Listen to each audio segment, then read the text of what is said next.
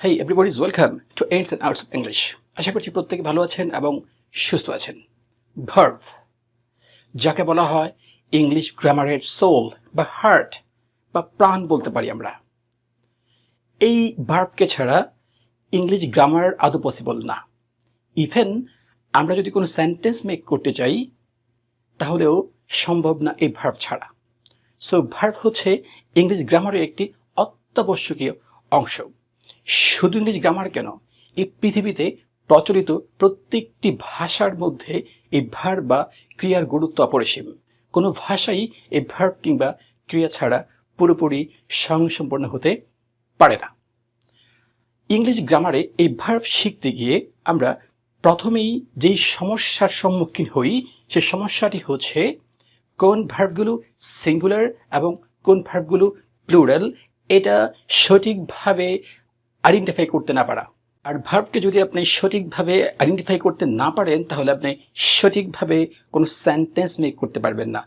কারণ আমরা জানি ইংলিশ গ্রামারের বা ইংলিশে কোনো সেন্টেন্স মেক করতে হলে ওই সেন্টেন্সে যে ভার্বটি বসে ওই ভার্বটি ওই সেন্টেন্সের সাবজেক্টের সাথে ম্যাচ করে বসে, অর্থাৎ সাবজেক্ট যা হবে ভার্ব তাই হবে।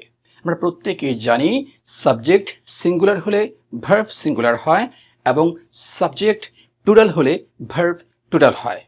আর তাই আপনি যদি ওই ভার্বটা কোনটা সিঙ্গুলার এবং কোনটা প্লুরাল ভালো করে আইডেন্টিফাই করতে না পারেন তাহলে সেন্টেন্স মেক করতে গিয়ে ভুল করবেন, এটাই স্বাভাবিক। এখন অনেকেই বলতে পারেন কোন ভার্ব সিঙ্গুলার কোন ভার্ব প্লুরাল এটা তো আমরা সেই ছোট্টবেলায় শিখেছি।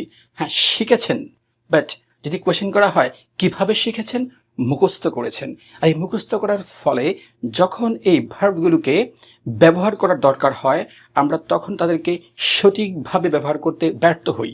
আজকের এই ভিডিওর মাধ্যমে আমরা দেখানোর চেষ্টা করব কিভাবে এই ভার্বের সিঙ্গুলার এবং প্লুরাল ভার্বগুলোকে চেনে, অর্থাৎ কোন ভার্বগুলো সিঙ্গুলার এবং কোন ভার্বগুলো প্লুরাল রোল প্লে করে এইগুলোকে ভালো করে চেনে সারা জীবন মনে রাখতে পারি। তো চলুন শুরু করা যাক। আমরা শুরুতেই জেনে নিব বা পরিচিত হব সিঙ্গুলার ভার্বগুলোর সাথে।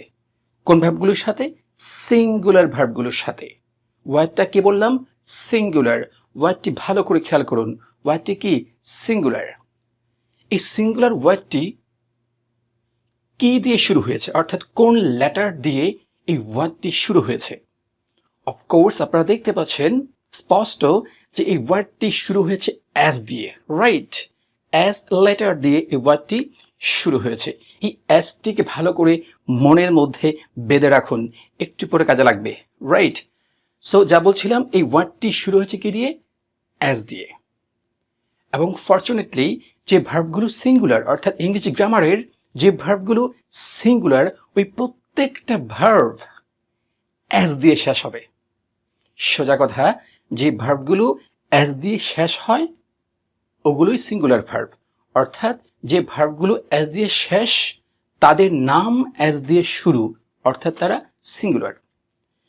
এখন চলুন দেখা যাক এমন কয়টি ভার্ব আছে ইংলিশ গ্রামারে, এমন কয়টি ভার্ব আছে যারা singular.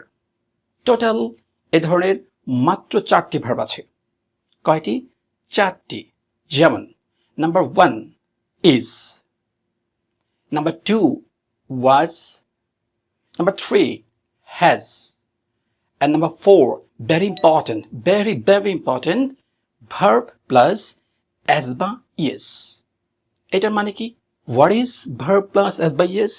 Very simple, verb plus as by is means যে কোনো অ্যাকশন ভার্বের সাথে as বা ইয়ে যুক্ত হওয়া। যেমন কাম হবে না, কামস সিঙ্গুলার।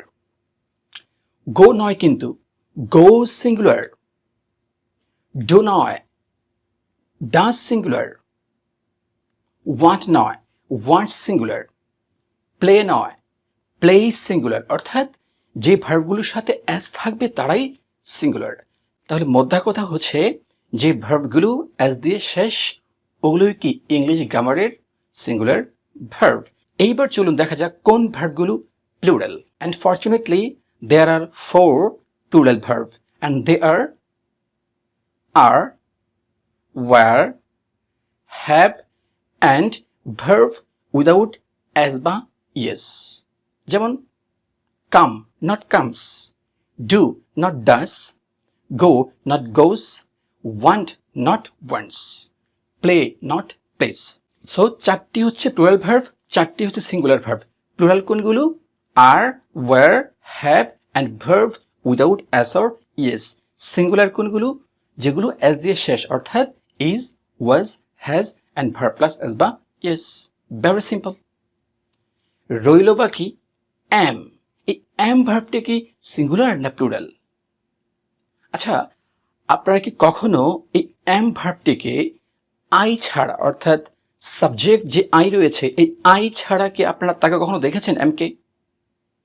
আপনি কখনো দেখেছেন যে হি এর সাথে অ্যাম বসতে, শি এর সাথে অ্যাম বসতে? কখনো কি এমন হয়েছে হি অ্যাম, শি অ্যাম? কখনো কি এমন হয়েছে ইউ অ্যাম? কখনো কি এমন হয়েছে দে অ্যাম? নো। সো অ্যাম হচ্ছে আইয়ের জন্য বরাদ্দ, অর্থাৎ অ্যামের সাথে আয়ের সম্পর্ক আজীবনের সম্পর্ক।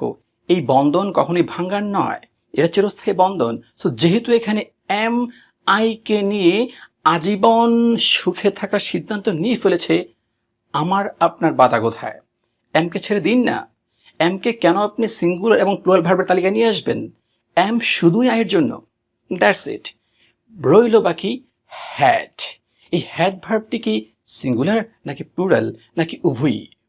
অ্যাকচুয়ালি এই হ্যাড ভার্বটি হচ্ছে ইংরেজি গ্রামারের খুব সহজ সরল একটি ভার্ব। এই ভার্বটিকে যখন যা প্রয়োজন সেই ইউজ করে, অর্থাৎ এই ভার্বটি সিঙ্গুলারও হয় প্লুরালও হয়।